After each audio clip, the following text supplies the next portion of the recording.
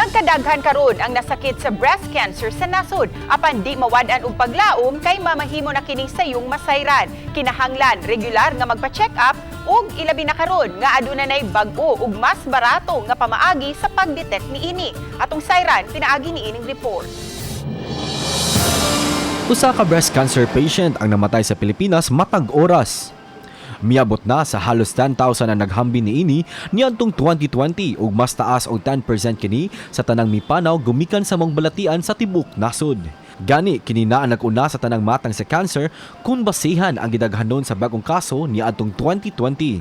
Apan matud sa chairman sa Medical Oncology Department sa Jose R. Reyes Memorial Medical Center, kanunay nga nagpahinumdum ang mga doktor nga regular nga magpa-check up sa suso. We should be checking ourselves on a monthly basis, and when we start reaching age 50, we should be submitting ourselves to our doctors for clinical breast exam. If may makapaan na sila ng bukol, then they need to seek medical consultation for further workup and posible pwede na sila mabiopsy. Kaya yung pinaka-importante sa lahat talaga, early detection and treatment. They are the key to survival and affordable care. Apan, unsa man gyud ang mga timailhan nga posibleng adunay breast cancer ang babayi? Ang most common kasi is may lump, yung nakakapa nila yung bukol. And yung iba naman magkakaroon ng changes yung skin ng ng breast, o kaya meron nipple, nag-retract yung nipple, pumapasok. Yung iba naman may discharge, may lumalabas na pag pinisil nila yung nipple, may lumalabas na discharge. And then other patients naman hindi pareho, yung isang breast malaki tapos the other breast naman maliit. So uneven yung laki ng breast na hindi naman dating ganon.